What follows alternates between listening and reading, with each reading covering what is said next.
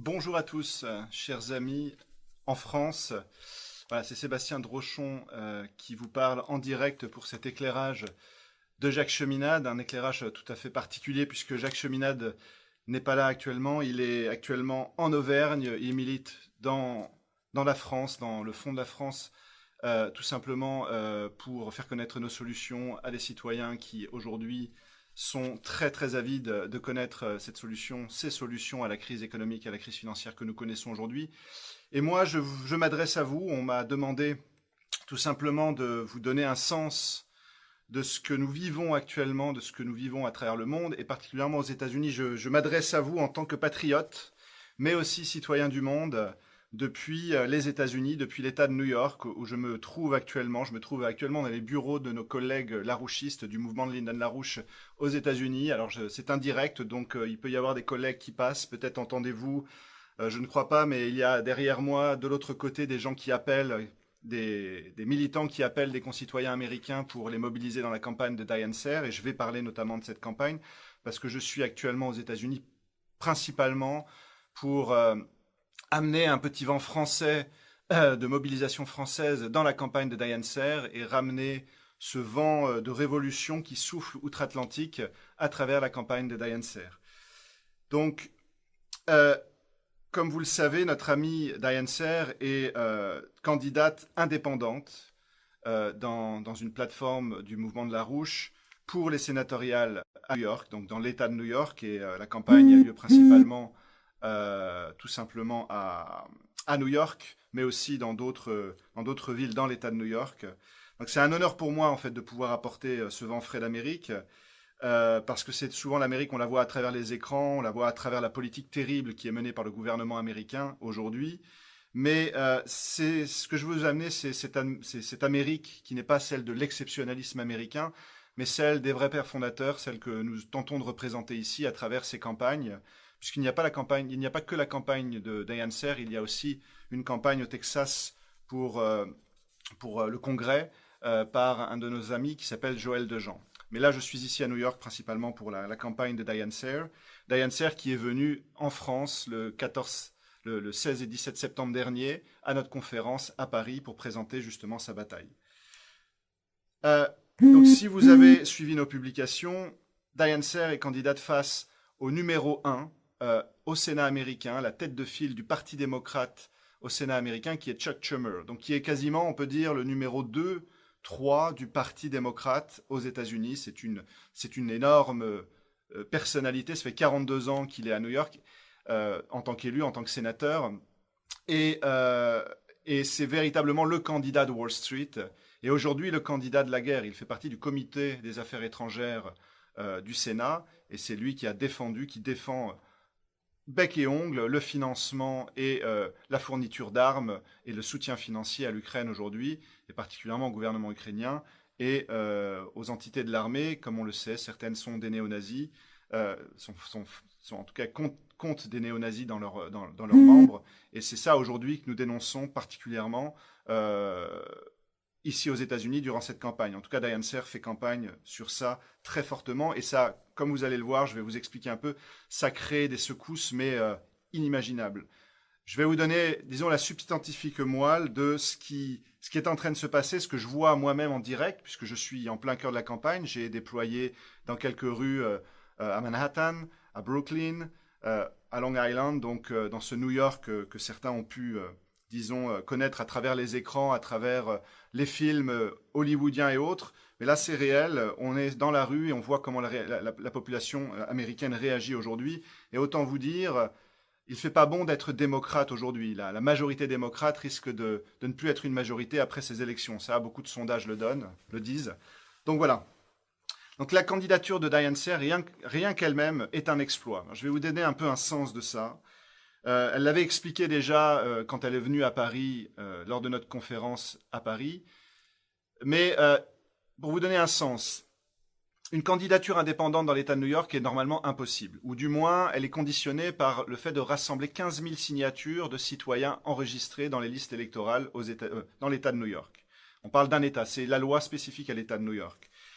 Avant même qu'on puisse faire ici la campagne pour avoir les signatures, les autorités électorales ont augmenté de 3 fois le seuil de signatures, donc à 45 000 au lieu de 15 000. Il faut savoir une chose, c'est que voilà, les autres grands partis, démocrates et républicains, n'ont pas besoin d'avoir ce type de critères, mais une candidature indépendante, une plateforme indépendante nécessite d'avoir ce soutien populaire.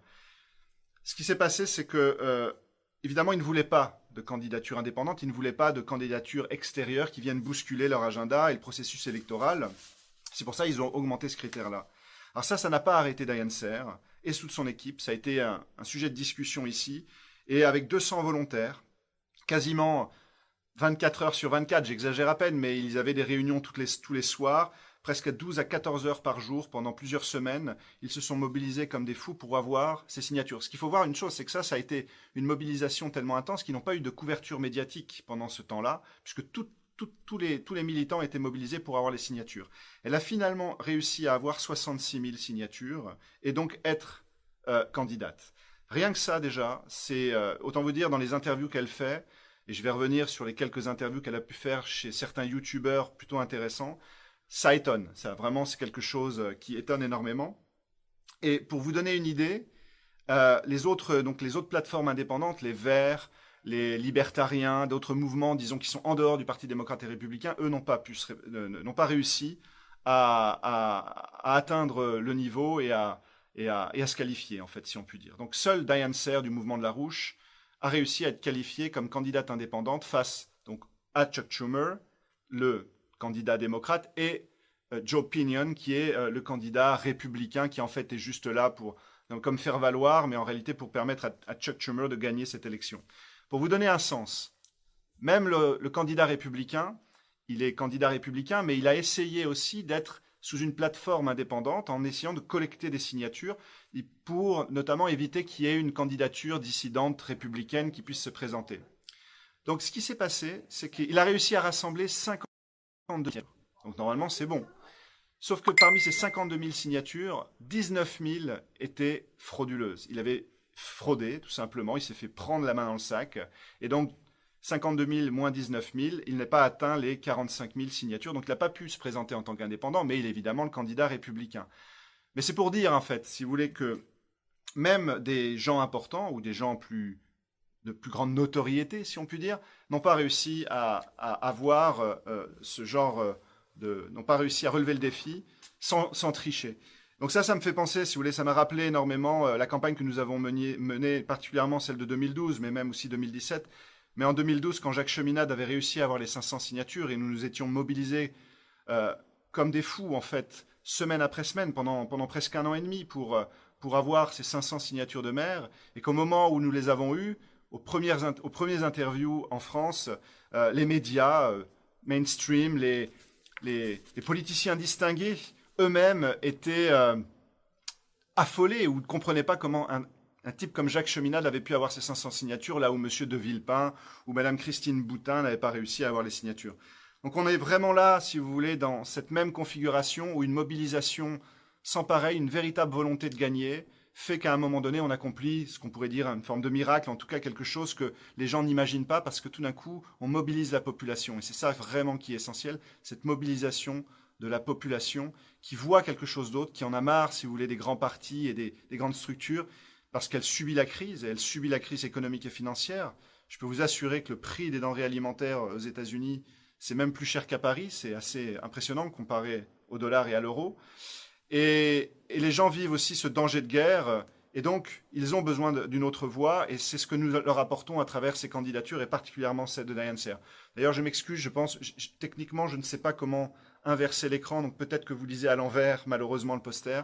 J'en suis désolé, problème technique, mais ça ne change rien au contenu de ce que je vais dire aujourd'hui. Malgré le fait qu'elle soit candidate, donc Diane a été expulsée des grands médias, évidemment, et systématiquement écartée des médias et du débat. Il y a eu un débat officiel. Le plus frappant, en fait, c'est qu'il y a eu un débat entre les candidats qui a été organisé donc, à Albany, dans la capitale de l'Albanie, la capitale de l'État de New York qui s'appelle Albany. Il a été diffusé sur la chaîne Spectrum News, qui est une espèce de chaîne très importante de diffusion d'actualité à New York. Bon. Diane a été exclue sous le prétexte qu'elle n'avait pas réussi à obtenir plus de 15% d'intention de vote dans au moins 3 ou 4 sondages dans l'État de New York. Alors, la chose, c'est que plusieurs signataires pour sa candidature, eux-mêmes ont été sondés et nous ont rapporté que quand ils étaient sondés et qu'ils disaient, voilà, moi je veux voter pour Diane Seyr, les autorités de sondage leur disaient, oui, non, mais bon, Diane Seyr, ça ne fait pas partie en fait des propositions dans le sondage. Donc c'est incroyable. Une candidate, la troisième candidate, n'était même pas proposée parmi les candidats pour lesquels les gens devaient voter. Donc évidemment, c'est difficile dans ces conditions-là d'avoir les 15% requis. Donc ça, on l'a fait valoir. On a téléphoné, appelé, envoyé des mails à Spectrum News pour dénoncer ce scandale-là. Mais évidemment, ils ont eu trop peur en fait que Diane Seyr apparaisse dans le débat, donc elle n'est pas apparue. Donc nous, ce que nous avons fait, c'est que nous sommes invités dans le débat en menant une mobilisation devant les locaux où avait lieu le débat et déployant notamment nos banderoles, notre sound system pour faire nous-mêmes le débat off, tout simplement, où Diane Seyr a débattu avec elle-même en posant les bonnes questions et en donnant toutes les réponses qui sont celles que nous voulons amener dans cette campagne, c'est-à-dire le changement du système économique, le changement du système financier. Et donc, ce qu'il faut aussi comprendre, et ça c'est très très important, c'est que au moment de ce débat, les deux candidats qui étaient débattaient dans une grande salle où ils étaient tout seuls avec le journaliste et le public était dans une salle à côté, une grande salle à côté, et devait suivre le débat sur grand écran. Incroyable. C'est-à-dire qu'il n'y avait pas possibilité à un moment donné d'avoir un public.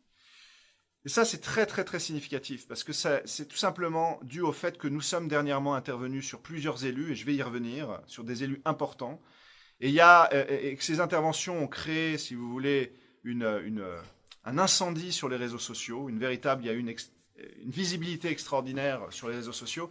Et maintenant, ils ont peur, en fait, que des citoyens, que ce soit nous ou d'autres, interviennent directement dans des meetings politiques sur des élus pour les confronter et les mettre devant leurs responsabilités sur le problème de la guerre, la politique de guerre qui aujourd'hui ils cautionnent, et le fait que les citoyens ne veulent plus de cette politique et qu'ils doivent rendre des comptes là-dessus. Et je vais venir là-dessus parce que nos interventions sont clés, les interventions de nos militants sont clés pour comprendre en fait un processus nouveau qui est en train d'arriver aux États-Unis et qui pourrait changer bien des choses. Voilà. Donc, une des interventions, j'essaye de tenir mon fil, mon fil de développement. Voilà, une des choses que nous amenons dans cette campagne, et nous l'avons fait dans la rue, devant les locaux de Spectrum News, devant le débat qui a eu lieu, et dans la rue en général, c'est le danger de guerre, montrant que le Parti démocrate, principalement le gouvernement actuel, est en train de mener les États-Unis vers une guerre mondiale, et le monde vers une guerre mondiale et une guerre thermonucléaire. Et c'est un sujet, c'est cette vérité-là qui n'est pas bonne à dire, et que aujourd'hui, les élus démocrates ne veulent pas. C'est une chose à laquelle ils ne veulent pas être confrontés. Et c'est quand même, disons, quelque chose d'important quand on sait que vous avez notamment le gouvernement russe qui, dernièrement, a réitéré la demande à ce que les 5 permanents du Conseil de sécurité de l'ONU réitèrent, en fait, ce principe qui avait été établi en 1985, au moment assez chaud de la guerre froide, qu'une guerre nucléaire ne peut pas être gagnée et ne doit jamais être menée. Puisqu'on est véritablement dans une situation où cette pression menée par les États-Unis autour de la question de l'Ukraine, sur le conflit en Ukraine contre la Russie, est une question qui préoccupe tout le monde, qui préoccupe notamment la Russie, qui nous préoccupe tous, mais qui doit être mise sur la table dans cette campagne. Et pour l'instant, rien n'y est véritablement. C'est quelque chose qui n'est pas dit comme elle devrait être dite. Donc là-dessus, nos militants, des jeunes militants que nous mobilisons depuis plusieurs années, mais qui sont tout frais dans un certain sens, qui sont des militants qui aujourd'hui prennent conscience de l'importance de leur action dans le processus politique et l'histoire d'aujourd'hui, sont intervenus, comme vous avez pu le voir, on a diffusé, on a partagé en fait ces interventions sur des élus assez connus comme Alexandria Ocasio-Cortez, cette démocrate congressiste qui est très connue, qui est censée représenter les minorités aux États-Unis. C'est une vidéo où on lui a demandé « Est-ce que vous êtes pour ou contre la guerre nucléaire, contre une guerre nucléaire ?» À quoi elle a dit, vous êtes un peu rude vis-à-vis de moi, excusez-moi, mais soyez un peu plus gentil. Alors qu'il s'agit notamment de se positionner sur un danger de guerre, un véritable danger de guerre. Donc cette intervention a été diffusée, a été vue par des millions de gens sur les réseaux sociaux, partagée sur Twitter. C'est notamment notre ami José Vega et Kainan, un autre jeune, qui sont intervenus sur elle. Mais il y a eu d'autres interventions. Plusieurs interventions de Diane Serre sur des congressistes comme la sénatrice Kristen Gillibrand, une sénatrice démocrate, aussi une autre congressiste, Ilham Omar, donc des personnalités assez connues et qui ne savaient pas comment répondre à cette question fondamentale, est-ce que vous êtes pour ou contre une guerre mondiale? Compte tenu des politiques que vous défendez, est-ce que vous êtes prêt à assumer le fait qu'une guerre mondiale aujourd'hui est un risque qu'on ne peut pas prendre, mais que vous êtes en train de prendre? Et ça, je peux vous assurer, ça a un effet. Plusieurs médias ont repris cela, plusieurs réseaux sociaux, évidemment, beaucoup de chaînes YouTube, jusqu'à notamment le fameux Tucker Carlson, qui est ce chroniqueur de Fox News, je crois, plutôt conservateur, qui est très connu, qui est suivi par des millions de gens, et qui, à un moment donné, a posté cette vidéo montrant en fait qu'il y avait un mouvement anti-guerre qui aujourd'hui s'activait aux États-Unis. Et nous sommes aujourd'hui le catalyseur de ce mouvement anti-guerre. Donc, il faut dire que la pression est énorme sur ces élus, parce que vous avez eu le caucus progressiste démocrate, ces 30 membres du Congrès américain qui ont envoyé une lettre à Biden demandant quand même, on est d'accord avec l'idée de financer le soutien, on est d'accord avec le soutien financier à l'Ukraine et on est d'accord d'envoyer des armes parce qu'il faut soutenir les Ukrainiens. Mais quand même, est-ce qu'on ne devrait pas un peu négocier? Est-ce que vous ne pourriez pas mettre dans votre agenda une forme de négociation? Et cette lettre-là a été donc diffusée par ces 30 membres du Congrès et du membre du caucus progressiste démocrate. 24 heures après, ils ont dû retirer en fait cette lettre, disant qu'ils l'avaient écrite en juin et que maintenant, alors ça c'est totalement bidon certainement, mais qu'ils l'avaient écrite en juin, donc elle date un peu et que maintenant les conditions sont différentes et qu'on ne peut pas accepter en fait de négocier. Donc vous voyez un peu la pression pour éviter toute négociation, toute possibilité à un moment donné qu'on en arrive à une véritable paix, parce que si on ne négocie pas aujourd'hui, c'est sûr que là on est dans une situation où ça peut s'embraser et c'est absolument irresponsable et inconcevable. Donc ça, ce sont nos interventions. Et il y a aussi une intervention sur Obama. Alors là, c'est quelque chose qui a créé une secousse énorme, parce que ça a été vu des millions et des millions de fois. Nous avons deux de nos militants qui sont allés à Détroit à une rencontre, enfin un meeting d'Obama, un meeting électoral. Ils soutenaient le candidat local, ou la candidate locale, je ne sais plus. Mais Obama a dû répondre à deux de nos militants sur le fait qu'il a soutenu un changement de régime en Ukraine en 2014 et qu'il est un des responsables aujourd'hui de la situation de guerre qui peut nous mener à une guerre mondiale. Donc autant vous dire, cette intervention qui a été filmée, a été diffusée, et ça a créé, si vous voulez, une secousse sans précédent dans les réseaux, dans tous les réseaux en fait, plus ou moins d'opposition, ou en tout cas tous ceux qui aujourd'hui réfléchissent à une autre voie. Et je vais y venir parce que ça a un rapport avec la candidature de Diane Serre. Donc, c'est clair qu'aujourd'hui, on est un catalyseur. En fait, c'est vraiment ce principe de catalyseur qu'il faut bien comprendre, puisque nous ne sommes pas si nombreux que ça, mais ce que nous faisons est en train de se répandre, autant vous dire, et d'inspirer d'autres personnes, eux-mêmes qui nous ont envoyé des messages sur les réseaux sociaux pour dire « Waouh, vous êtes intervenus les gars, mais comment je pourrais faire ça? Comment je pourrais moi-même intervenir sur mes élus? Donnez-moi des conseils, je veux comprendre. » Chose intéressante, c'est que Anthony Blinken, donc le secrétaire d'État, le ministre des Affaires étrangères américain, si on peut dire, était au Canada vendredi dernier, a rencontré son homologue canadienne, et des gens sont intervenus sur lui sur la même problématique de la guerre, et nous ne savons pas qui sont ces gens. En tout cas, pour l'instant, on n'a pas d'idée. On va essayer de voir qui sont ces gens. Mais en tout cas, voyez, ce genre d'intervention commence à se répandre et commence à devenir de plus en plus systématique. Et ça, c'est quelque chose qui va en dehors de nos interventions à nous. Mais ça inspire. Donc cette idée de catalyseur, je crois qu'il faut l'avoir en tête. Et il faut comprendre que, bon, évidemment, c'est vu aujourd'hui comme le mouvement anti-guerre qui est en train de se manifester aux États-Unis. Mais évidemment, c'est plus que ça. Nous ne sommes plus qu'un mouvement anti-guerre. Nous sommes un mouvement qui, aujourd'hui, essaye de bâtir une plateforme politique, citoyenne, visant à changer et réformer en profondeur le système monétaire, économique mondial, aux États-Unis, mais mondial. Et c'est ce que nous représentons aux États-Unis, mais aussi en France et dans bien d'autres pays du monde. C'est ce que nous faisons en coordination. C'est tout ce processus-là, en fait, qui est en cours.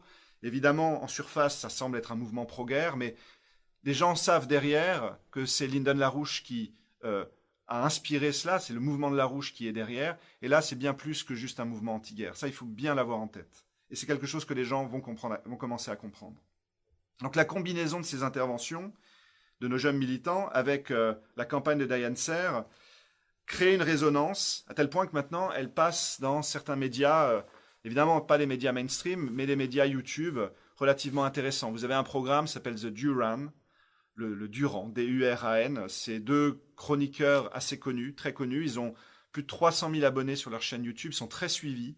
J'ai pu le constater moi-même en déployant dans la rue, en allant à Manhattan et dans d'autres régions de New York, dans d'autres quartiers de New York.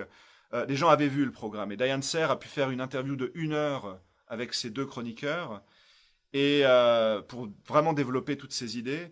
Et ça, ce qui est intéressant, c'est qu'il y a eu plus de 95 000 vues déjà depuis une semaine, et ça continue. Et surtout, il y a eu plus d'1 millier de commentaires, et quasiment tous sont positifs. Tous disent, voilà, je vais voter pour elle, c'est sûr qu'elle est courageuse. Enfin voilà, il y a vraiment un écho dans la population. Ça, c'est très important. Ensuite, s'ajoute à cela plusieurs interviews dans Sputnik International, avec un interview de Diane très très long, où elle peut expliquer vraiment l'ensemble de son programme et sa vision d'un dialogue des cultures et d'un dialogue des civilisations, qui fait écho aussi au fait qu'à New York, vous avez énormément de différentes personnes venant de pays différents. Vous avez, voilà, c'est un melting pot comme on dit, et ce genre de choses parle énormément aux citoyens. Vous avez aussi une apparition de Diane dans un programme très très très important. En fait, si vous voulez, pour vous donner un sens, il y a donc oui, les articles sur Sputnik ont été ensuite diffusés dans des médias pakistanais, donc sa campagne rayonne à travers le monde. C'est intéressant. Nous-mêmes, nous voulons faire connaître cette campagne aux citoyens français pour qu'ils sachent que quelque chose de bon vient des États-Unis actuellement. Et toute cette résonance, et surtout l'intervention aussi sur Obama, a tout d'un coup capté l'intérêt de certaines personnalités importantes, dont un certain Jimmy Dore, D-O-R-E. C'est un acteur, mais aussi un chroniqueur politique, humoriste, très suivi. Il a sa chaîne YouTube à 1 million d'abonnés, plus d'1 million d'abonnés. Et quand il fait des shows, il y a 15-20 000 personnes qui le suivent en direct, et après, ses vidéos font plusieurs centaines de milliers de vues. Et il a consacré, donc il a notamment, à un moment donné, pointé du doigt le fait qu'il y a eu cette intervention sur Obama par 2 militants, et on se demandait, mais d'où viennent ces militants? Évidemment, ce sont des Larouchistes, ce sont des gens du mouvement de Larouche. Et lui s'est demandé, d'ailleurs, chez les Larouches, il n'y a pas une candidate indépendante face à Chuck Schumer dans l'État de New York, hein? Eh bien, il faut leur donner une voix. Il faut leur donner une voix au mouvement anti-guerre, il faut leur donner une voix. Donc le lendemain, Diane Serre est passée, donc hier en fait, Diane Serre est passée hier soir sur le programme de Jimmy Dore. Il y a eu plus de 15-20 000 vues en direct, et ils lui ont consacré 4-5 minutes pour qu'elle puisse mettre de l'avant sa campagne. Et surtout, je pense qu'il faut bien avoir en tête, c'est le fait qu'on lui a posé la question sur qui était Lyndon LaRouche et quelles étaient ses idées. Et elle a pu donner un sens de ce que Lyndon LaRouche a pu faire ces 15, 20, 30, 40 dernières années, même depuis les années 70, son combat pour faire dérailler le système de l'oligarchie financière en proposant une coopération avec les pays non alignés, ce qu'on appelait notamment la bombe de la dette, c'est-à-dire l'idée que les pays qui faisaient face aux terribles politiques de la Banque mondiale et du FMI, ces pays puissent s'allier pour menacer de ne pas payer la dette et exiger un nouveau système économique et financier, avec une des propositions de LaRouche qui était cette banque d'investissement, cette banque de développement international, visant à donner un système bien plus équitable, permettant des investissements dans les infrastructures, dans les investissements dans tout ce qui, dans le développement humain réel, dans les nouvelles technologies, et garantissant en fait de libérer tous les pays anciennement colonisés de cette espèce de système de colonisation économique et financière que l'on vit encore aujourd'hui et que même des pays développés subissent aujourd'hui compte tenu de l'austérité et de l'hyperinflation qui menace, qui est là. Donc Diane a pu amener ce qui est là-bas, ils appellent le LaRouche stuff. C'est-à-dire, Lyndon LaRouche revient, et revient notamment dans les ondes, à travers le net, disons, il revient avec des personnes qui n'étaient pas censées défendre ces idées, ou du moins qui ont longtemps voulu mettre de côté le combat qu'il a mené. Mais ce qui se passe aujourd'hui à New York, et ce qui se passe globalement dans le monde, en fait, avec ce danger de guerre et cette crise financière que tout le monde subit, tout ça commence à sortir véritablement. Et le LaRouche stuff, le truc LaRouche, revient sur le devant de la scène. C'est quelque chose qu'on doit évidemment pousser plus, mais c'est certainement quelque chose qui peut vraiment faire trembler l'oligarchie dans une certaine mesure, car si la population s'empare de ces idées-là, c'est quelque chose qui peut devenir inarrêtable dans un certain sens. C'est ce que nous, on cherche.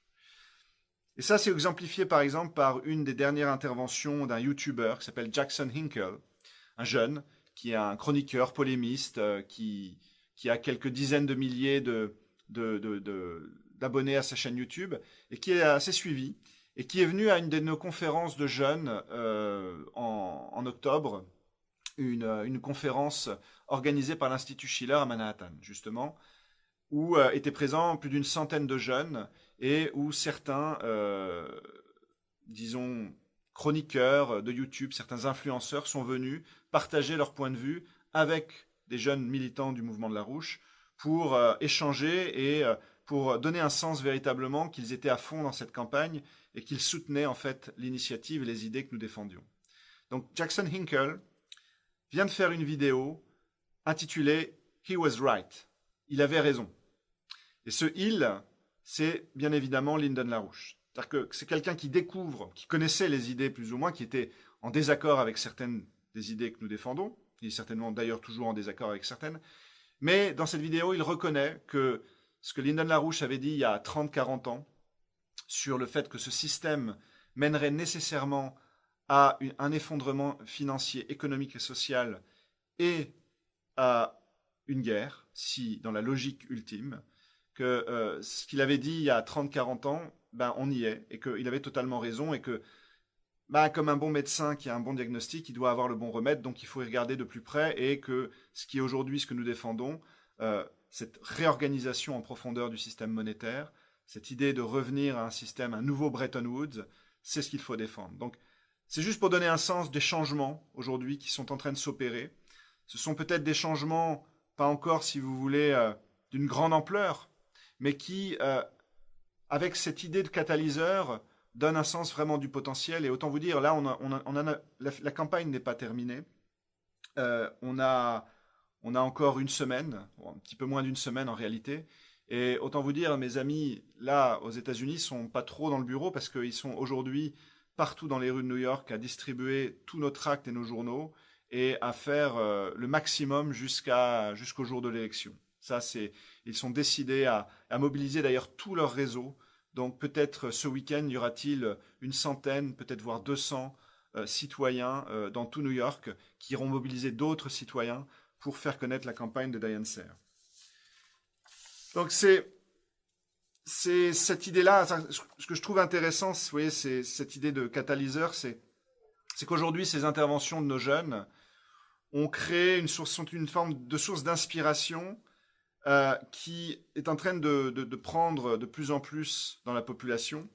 Et en même temps, c'est quelque chose qui redonne une véritable confiance dans le fait que la population a un pouvoir. Elle a un pouvoir, et ce pouvoir, il faut qu'on le saisisse, et il faut qu'on le saisisse en l'utilisant le plus efficacement possible, en allant directement aux causes, en disant la vérité.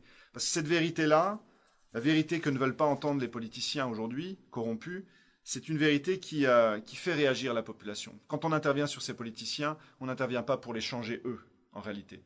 On intervient pour changer ceux qui sont témoins d'une intervention, qui est une intervention de simples citoyens, mais qui, aujourd'hui, de jeunes surtout, et ça, il faut le dire, ce sont principalement des jeunes qui interviennent, de jeunes qui veulent un avenir et qui veulent être acteurs de cet avenir-là. Et ça, je peux vous assurer, c'est quelque chose qui incarne, dans un certain sens, cette volonté du bloc populaire. Moi, je suis donc aux États-Unis actuellement, je discute avec quelques Américains, et ce système démocrate-républicain, ça prend encore un peu, mais c'est quelque chose que les gens commencent à rejeter sérieusement, et ils veulent autre chose. Donc ça incarne exactement ce même élan en France, ce bloc populaire, au-delà de la gauche, de la droite, de l'extrême gauche, de l'extrême droite, qui est désireux d'une justice, désireux de prendre en main son destin, et qu'à un moment donné, la politique serve véritablement l'intérêt général. Et ça, vous avez la même volonté là que chez nous. C'est clair que ça, c'est un principe universel qu'on ne peut oublier. Donc, voilà, c'est ce vent de résistance, je vais conclure à un moment donné, ce vent de résistance, il n'est pas seulement américain, il est universel, et il doit souffler chez nous, il peut souffler chez nous, ça c'est sûr, et c'est un vent qui est là pour faire trembler, soulever le colosse au pied d'argile. Et c'est aujourd'hui très important qu'en France, on ait ce sens de ce qui se passe dans le monde et de comment en France, dans les temps qui viennent, on doit intervenir dans le processus politique, même s'il n'y a pas d'élection en vue. Il faut voir si certaines élections, peut-être des élections législatives anticipées, si on peut dire, si jamais quelques élections législatives ont lieu, il faut se préparer à pouvoir les mener. Mais voilà, il faut absolument que chacun d'entre nous, chacun d'entre nous fasse plus dans une situation comme celle-ci, se pose toujours la question de comment intervenir dans la sphère publique, comment amener nos idées dans la sphère publique et rayonner le plus possible. Que ce soit auprès des élus ou alors dans certains médias, dans certains réseaux sociaux, toutes les options sont bonnes. Et évidemment, c'est pourquoi dans une situation comme celle-ci, vous devez soutenir nos mobilisations en France, parce que je vous parle ici en tant que aussi patriote français, en tant que militant dans ce cher pays en France, où vous tous, vous devez nous aider, vous mobiliser avec nous, nous appeler, voir ce que vous pouvez faire. On est là pour notamment vous aider à vous donner des éléments pour agir, tout simplement. Nous avons du matériel, nous avons notre journal, notre site internet sert aussi à faire connaître ce que nous avons à dire. Donc, agissez avec nous et soutenez-nous financièrement. Nous avons besoin de moyens financiers, plus que tout, car c'est le nerf de la guerre pour gagner la paix, justement. Et soutenez-nous pour tout simplement vous soutenir. Voilà, c'est quelque chose qui est simple. C'est pas quelque chose d'extérieur à vous. Cette bataille, c'est la vôtre. En tout cas, nous, on la donne. On permet à tous de pouvoir la mener. Mais ça demande à ce que chacun participe à la hauteur de ses moyens et de son temps. Donc c'est un appel depuis les États-Unis à ce que vous puissiez vous mobiliser encore plus en France, sachant ce qui se passe ici. Et je vous donne rendez-vous, parce que je ne vais pas rester aux États-Unis éternellement. Je reviens après l'élection du 8 novembre. L'élection donc a lieu le 8 novembre. Et le 16 novembre, au Café du Pont-Neuf, tout simplement à Paris, donc le 16 novembre, jeudi 16 novembre, si je ne m'abuse, ou peut-être mercredi. Vous voyez, c'est le jet lag. Regardez sur notre site, en tout cas, c'est le 16 novembre, mercredi, oui, à 19h, au Café du Pont-Neuf. Je serai là pour présenter ce que j'ai pu voir de cette campagne. Je présenterai certainement un peu ce que j'ai dit là, mais beaucoup plus. Et donner un sens voilà, de comment s'inspirer de cela, ici, là où vous êtes, en France, pour gagner, pour une victoire de la vérité, en tout cas une victoire de ces principes qui doivent nous amener une plus grande justice et un avenir certain. Donc, j'espère que vous serez nombreux le 16 novembre. En attendant, eh bien, je vous dis mobilisez-vous et amusez-vous. Voilà, have fun. Je vous dis au revoir et à très bientôt.